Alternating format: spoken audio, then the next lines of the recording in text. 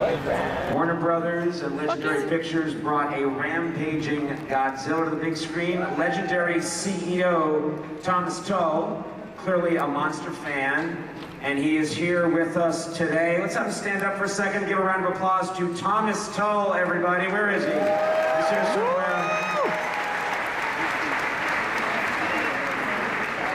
There's Thomas Tull. Okay then. Not every day you get to see Thomas Tull.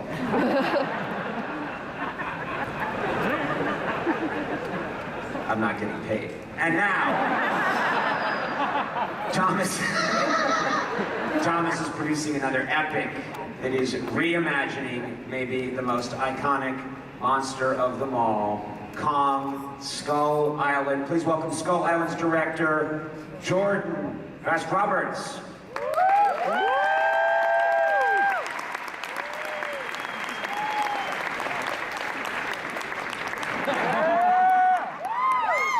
That's the greatest beard I've seen in my life. Make sure I said that correctly. It's Hot Roberts, so yes. You shaved this morning. You have more testosterone than any man I've ever met. Save myself. Okay. Should we get the talent out here, I think? We should. I'm super excited to be here to show you guys what we brought and to bring our cast out. Kong is film history. It's what made me as a child love genre storytelling and special effects, and so I'm so excited to show you some stuff and to bring you our cast, including John Goodman.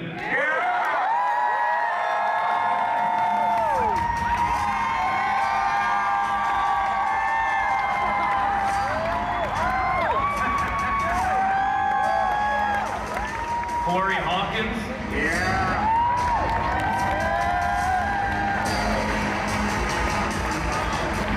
Jason motherfucking Mitchell. Brie Larson.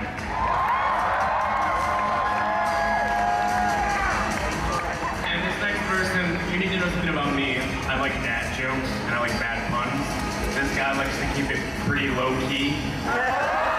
Tom Hiddleston.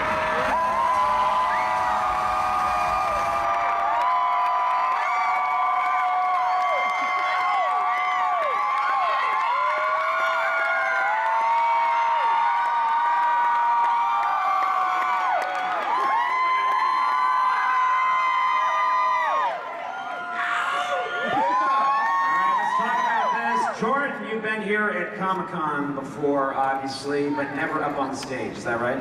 That is correct. But this is a normal Saturday for me. Normally I sit in front of like 7,000 people and talk to you, right? You can let people know. This is your life. How does it feel to be up here on the stage, all age? This is like childhood dream shit. Are you kidding me? Like, this is why we make movies. This is why we're here. And so this is incredible. And to be with these people and, you know, our new budding relationship, it's great. So, very nice. Yeah. Very nice. Thanks for including me in that.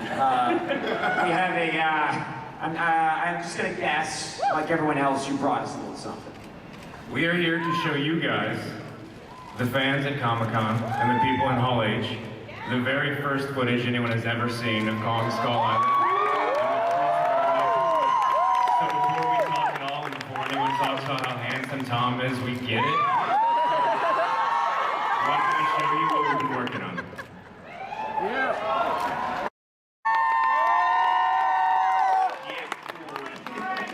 That went well. Okay. Jordan, Kong has been an iconic part of the culture since the 1930s. I mean, many people consider this to be the original monster, the original, I mean, it's got it all. Do you feel a sense of responsibility taking this on? Did you feel like a heavy thing to take on, or you had fun with it right away? Of course, it's a huge responsibility. Kong is film history. Kong is where our special effects come from. Kong is where genre went mainstream, and it's an enormous responsibility, but it's an enormous honor, and that's why we try to assemble a cast like this, and it's just an incredible team to sort of tell people a new story within the mythology. Because we've seen the old story over and over again. We've seen the Beauty and the Beast tale. So it's a huge responsibility, and that's why part of our responsibility is to show them a new story within that mythology. Now, it takes place in the 1970s. Was that important to you? Was there anything that you got from having it be in the 1970s that gives it an extra oomph for you? I mean, what's not cool about choppers and napalm and King Kong? No, but seriously, the 70s is such an interesting time, and it's the last time in the world where sort of myth could still exist and where you could have these unknown things. And we loved taking sort of characters from that era in which the world, much like now, is in chaos, and thrusting them into the unknown and having them look at something, look at Kong, stare up at it, and effectively say, that's a god. How else do you reason this thing towering over you? It's from a different time. And what does that do to the people? So the 70s, yeah, it's cool, it's aesthetically amazing, there's so much fun things to do with it, but it really stems from our access point with the characters. Okay, I have a question for Bree, which is your last film. Famously, you're in a very small room, and now you are everywhere. You're shooting at these incredible locations. What was that transition like for you? It was more comfortable. Yeah, to be outside. Yeah. Yeah, I would think so. Yeah, I had better insoles in my shoes. I had sunscreen. I just found a better Airbnb. It was really, that's it. Very nice. Handled that well. Tom, your character is leading a group of humans into this island, giant, weird territory, terrifying creatures. Is this your first time playing an action hero? First of all, very nice to see you all. Thank you for the warm welcome. And thank you for calling me an action hero, Conan. I appreciate that. Thank you, ma'am. Yes. I love you too. So yeah, I play a character called Captain James Conrad, and he is a British SAS, formerly British SAS officer with a specialist skill in tracking and jungle survival. A very unique set of skills. Very unique set of skills. It's interesting because the expedition that all the characters go on is that we're all given a pitch. That the technology that we now use in apps like Google Earth was in its infancy in the early 70s, and NASA had a wing called Landsat, and they were taking pictures of the Earth from space. And they can see an island in the South Pacific, and it's protected by a storm system, and they can't get into that storm system. So they send a group of soldiers and explorers and a war photographer played by Bree, and we all feel overqualified for this mission. I'm an anti-war photographer though. Yeah, of course. Yeah. You care about that. Not for work. But Samuel L. Jackson plays Lieutenant Colonel of an air cab brigade who has many men under his wing. So he's commander in the sky, and Captain Conrad is the commander on the ground. And as for the rest, you'll just have to wait and see. All right. Now, this is a question for the whole cast. What was this? You're taking on an adventure. You sign on for a role like this, you're signing on for an adventure. You're working together. Your characters all have to blend. What was it? Let's just talk about that a little bit. What was it like for you as a group working on this film? Did you enjoy the process? Was it hard work? It looks a little arduous. Absolutely. I mean, like, going all over the world and doing all these different things is already has its greatness within itself. But as an actor, when you're actually in the elements, when you're actually in a bamboo forest, when you're actually in water in Vietnam up to your chest, it adds a whole different element, you know, and all these different personalities and all these different people come together to make a really, really, really boss squad. You know, we all have different ways of approaching things, and I think we did a really, really, really good job. Yeah. I think, like, to be honest, like, I feel like, and I say this, but it really did feel like guerrilla filmmaking. I mean, like, we, sorry, I know, all pun intended. You'll be penalized for that later. But it was cool because, like, literally, we're making this huge, big budget film with these great actors, right? And Jordan, at one moment, would be like, okay, no. You know, the light's going down over here, and he would strap on the camera and we would go shoot it, you know what I mean? Whether we were up to here in water in Vietnam or like, you know, in the valleys in Hawaii, or, you know, it was just fun to be able to do that. And it gives Skull Island kind of a character of itself. Like Skull Island takes on, you know, its own character. You know what I mean? Yeah.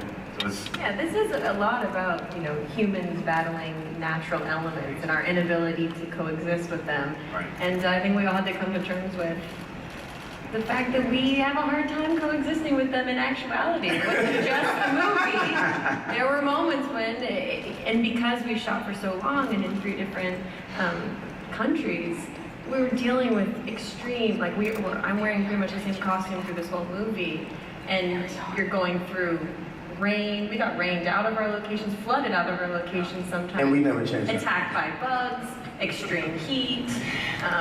Yeah, they were going through water. I mean, there was just so many things that went through this. But it's also just important, you know, because they are dealing with all these CG creatures in Kong, to put them in a place. There's so much CG in these movies these days. I think that you guys and audiences know when stuff feels fake. You know, we all grew up and fell in love with movies that were tactile and real. And so we wanted to take this cast, this amazing cast, and put them in real places. So the majority of what you're looking at is real. So really the main vibe is Kong. Those places were beautiful and terrifying. In Australia, I remember one night we were filming, and we were filming until about 2 in the morning in a rainforest in Australia.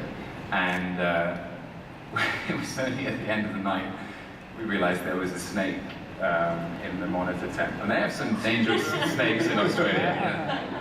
And in the swamps in Ninh Binh in Vietnam, we would, as Jason says, we're up to our waist in swamp water and getting to know each other very well. And we've all got wetsuits on underneath our costumes. And I remember that there are things that can crawl into the warm spaces. These are bonding experiences. But also the amazing thing about that is normally when you take a film crew and you take a cast and you put them in these like really harsh conditions, people get angry real quick. You get over it. When you're up to literally up into muck, to here, people get cold, they get tired, whatever, and then you're in the middle of Vietnam, or the first movie to ever shoot there like this, and you're literally, these guys, days at a time, literally up to here in water, and no one would complain. These guys would never complain, the crew would never complain, because you look around, and you're like, oh my God, look at where we are right now, look at how beautiful it is. Like, what a blessing this is to be able to be here and to do this. And so it really was this kind of surreal thing where, like, no one really sort of complained about what was going on, because we all knew it was such a magical thing to be able to even We complained a little bit, but yeah. and after we rap, you know, we just go and sing karaoke with this guy right here. Like, you know what I mean? So They went and sung karaoke. I didn't do it, guys. It's me versus karaoke as well. Here we go. We almost got it.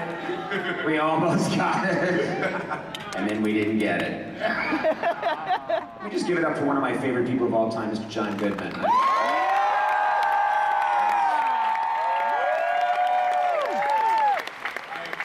got into this because I'd heard a lot about Kong over the years.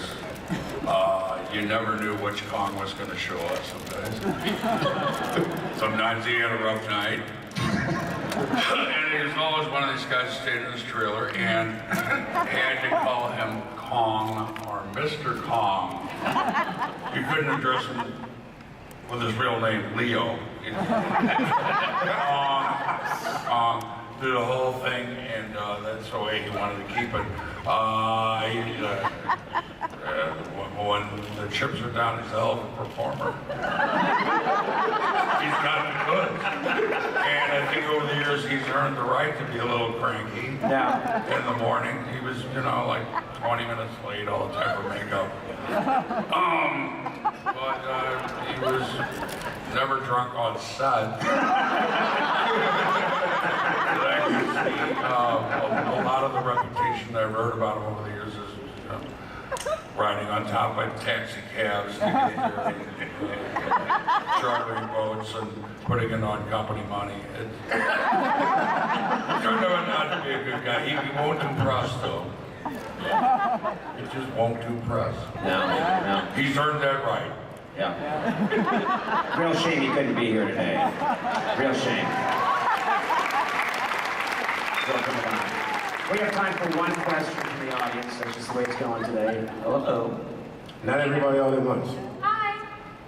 Hello. Hi guys. How's it going? Good. My question is. I have a question. What did you have for breakfast? Was that at a Luna bar? Ooh, good. What flavor? It was coconut and chocolate. Dope. Hey, shout out for Luna Bars, everybody. Okay, sorry. Love you, Wanted pretty, by to the know a way. little bit more about you. My name's Dominique. I'm from Colorado. Hey, Dominique, what's your question? My one question is, what is your guys' favorite thing to geek out to? What is your go-to Netflix and chill? It's geeky when I'm Netflix and chill. Wait, do you mean like what we watch or what we play? What we watch? Oh. Okay. Mr. Movie, whatever you got. Mr. Robot. I'm just a big gamer. I grew up on video games. I don't have time to play games anymore, which is a real bummer, but every time you can go and lose yourself, I'm just fascinated in like new forms of storytelling. You play a game like Journey and you're like, oh my god. Journey I've never represent. experienced this before. Or, you know, everything happening with VR, it's incredible. But, I don't know, I'm a dork. I like to watch Roseanne and say the lines beforehand.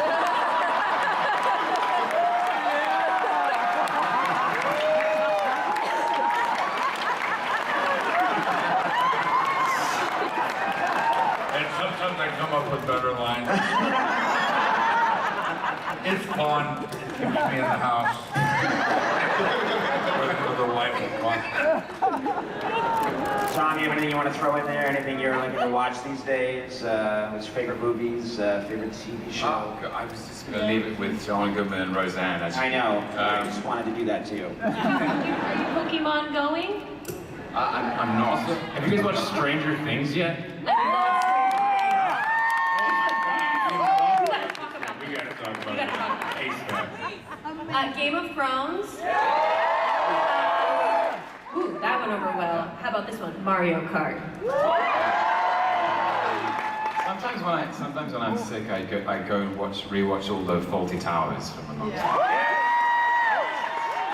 Tom mainly reads poetry, though. Like, he's a pretty studious guy. He reads very, like, dense novels. All right, I am getting the serious wrap it up sign and electric prodding in places.